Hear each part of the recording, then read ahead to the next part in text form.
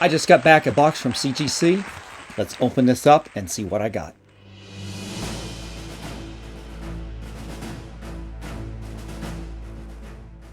Welcome back, comic book fans. This is Rusty again with Collector Auctions, and today I have got a CGC unboxing for you. This box right here, it's pretty small, so you know it's not a lot of books. And I will tell you, it's 2 books in here, and we'll open them up in a second, and we'll find out what's in there. And if you stay for the remaining part of the video after we open this up, stay tuned. I've actually got another box sitting here from ComicLink, and I'll show you what I recently picked up there as well. But before we begin, make sure you hit that like button, slap the subscribe, and definitely hit that notification bell so you don't miss out on great comic book content like this each and every week, Mondays and Fridays at 10 a.m. All right, guys, let's open this up. All right, everyone, so this right here is the very first CGC order I've gotten back this year that is not a Signature Series book. I've been sending out to a lot of signings at CGC, and I'm getting some back from some of the Comic Cons that I went to, but I haven't sent in a regular order in a few months, actually not since the end of last year. But don't get too excited because this isn't really a regular order either. This is simply a reholder order. I sent in a couple books. One had a kind of a mechanical defect, it had a really nasty, it wasn't quite a Newton ring, but it definitely had this, it almost looked like there was a wet spot on the front of the cover, and it looked like it was, I don't even know how to describe it. It basically looked like there was a big wet spot on front of the cover. And I couldn't sell that book, even though it was actually worth a little bit of money.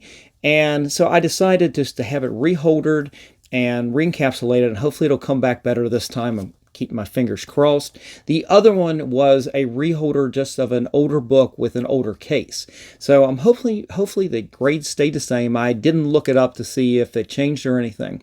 But give you some stats on this. You've heard horror stories from other people sending in books to be reholdered, taking months and months and months.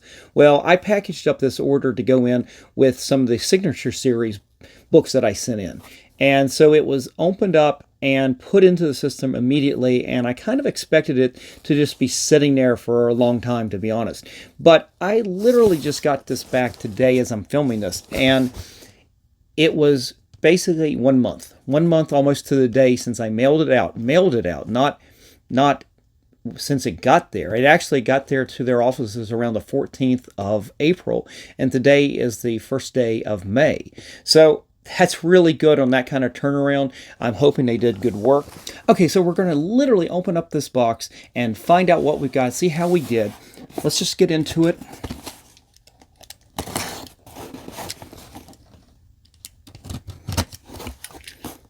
And I was glad I was home today because it was raining a lot today, and FedEx has a tendency not to ask to get your signature. At my location, they literally just leave it on the porch and they go. And then they say that you'd sign for it. Well, I didn't sign for it, but I've got security cameras up. Even though I was home today, we knew that the package got delivered. But I don't really like that. There's just seems something wrong with that.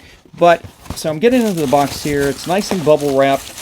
Got a nice protective Band-Aid, rubber band around here. Let's see if I can do this without getting a paper cut like I did the last time. Okay. All right, so let's start with the first book here. And I can already tell the grades are going to be the same. I'm not going to do a reveal because I've already shown you these books. One of them was one that I had pressed and sent in. That's going to be the second one. The first one is a book I bought off of, I'm pretty sure, Heritage Auctions at some point, because I pick up a lot of these books graded at Heritage Auctions. And I usually will pick them up for a little bit less if it's an older case, because you definitely got to put a little bit of extra money into it to get it reholdered and everything. But it makes it look so much better. Show it here. It's X-Men 139. The first cover appearance of Kitty Pryde. This is where she joins the X-Men. And it's a 9.6. I had bought this. It wasn't expensive. And it was an older older case, so I just went ahead and reholdered it. Since then, I picked up some more X-Men, these John Byrne X-Men. It is a personal project that I'm working on, trying to get all 9/6s on all of these John Byrne X-Men. And I just wanted this in a newer case, so we went ahead and did that. And let's take a quick look at it here. Yeah, it's absolutely gorgeous. White pages. Book looks spectacular. I wonder if it'd be hard because 9.6s usually don't have graders notes. I can see a little dirt spot right here on the white, that right there.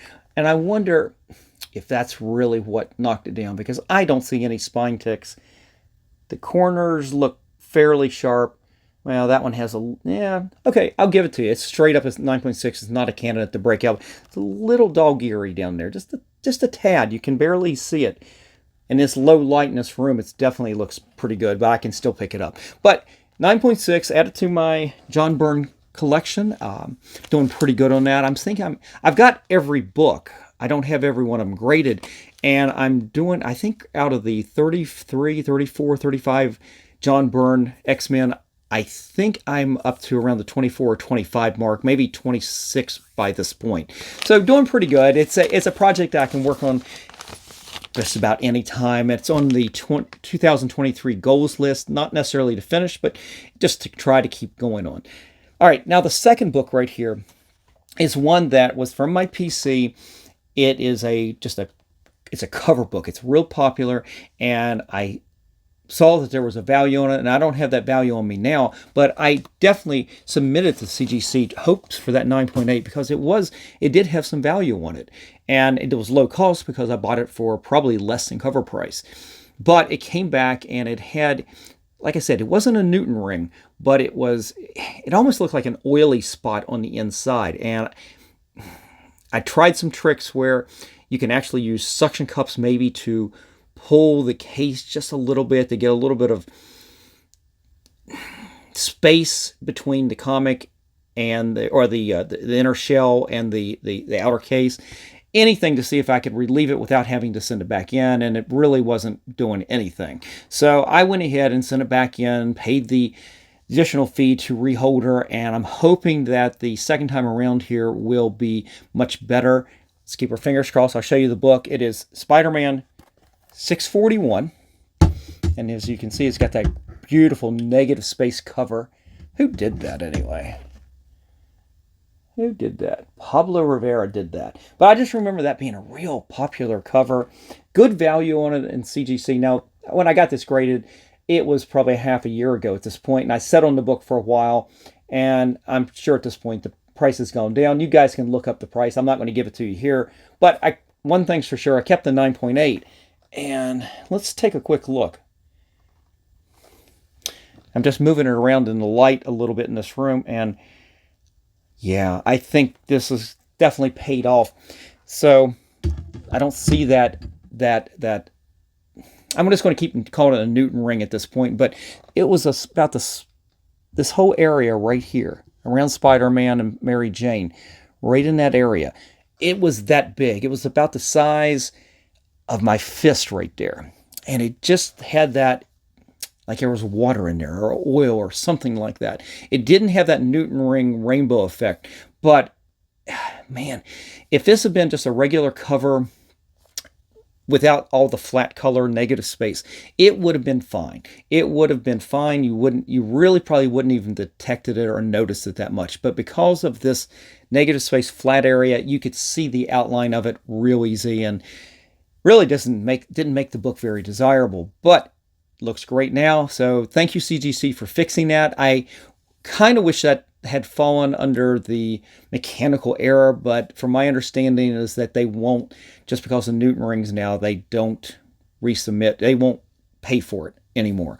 Now, I've had some cases where it was just atrocious and they did pay for it, but when I went to do this a second time, it really didn't give me that option. Now, you guys can let me know, did I miss something, or should I have insisted that they pay for this?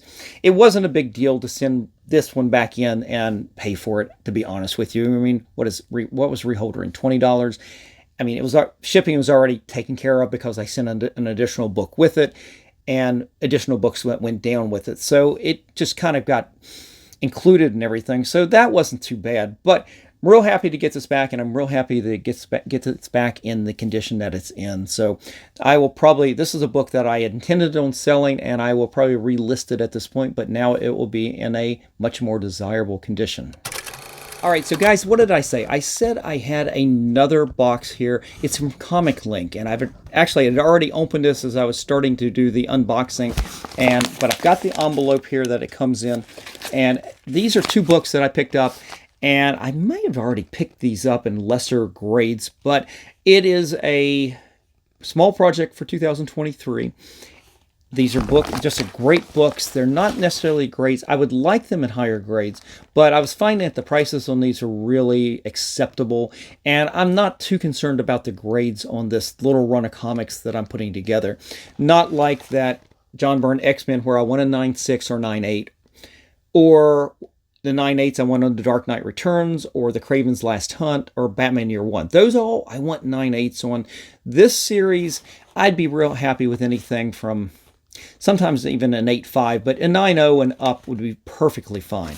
And that's what these are. These are two books from this particular run, and you'll recognize the artist and the series, I hope, because these are part of that run. These are not the biggest books in this. What was it? Nice. Let me think. 8 issues. This is an 8-issue story. Do you guys know what I'm talking about yet? It's from the early 70s. One of the most popular villains of the 70s, and then the 90s and on. Any clue yet? Any clue? Well, let me show you here the first one. It is a 9.4 from Captain Marvel, number 30. And if you guys know this storyline, this is part of that Thanos storyline where he took on Captain Marvel, and the Avengers were involved, and we've got the first appearances of Star Fox, and who's the brother of Thanos. You've got the Destroyer. Well, of course, the Destroyer was really in the Iron Man 55, but I'm trying to think. What do you have? Star Fox. You got Eros, the father of Thanos and Star Fox. I'm sure, was there any other first appearances in there? Just a great Jim Starlin run. I mean, this is fantastic stuff. I love these. This issue and the next one were probably the most minor of the books that were in there. There was the issue right before this was 29, and it has one of the best Captain Marvel covers you'd ever want. And then in my last video, you saw that I picked up a really nice graded 33, issue 33, where you got Thanos and Captain Marvel both on the in cover there. But 9.4, and it's in an older case, so I will definitely resubmit this down the road when I get a few more older cases. Again, we'll put that in there, bundle it again with another signature series. And let me show you the other one. It's issue 31. Here. And so it's consecutive issues. It's all, again, all part of that storyline from issue 26 up to 33. Good grades on all of these. Both of these are 9.4s.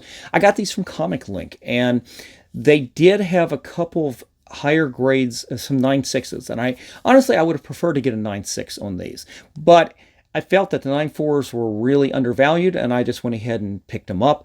Didn't pay a lot and didn't overspend. I think the 9.6s went a little higher than I had anticipated, so I settled on, I don't think both of them had 9.6. I think this one had the 9.6. But regardless, I picked these up for basically half of the fair market value right now on this. And I don't know. I don't see a lot of people talking about this book, but Thanos was, I mean, come on, guys. I mean, it's Endgame, Infinity Gauntlet, all of that.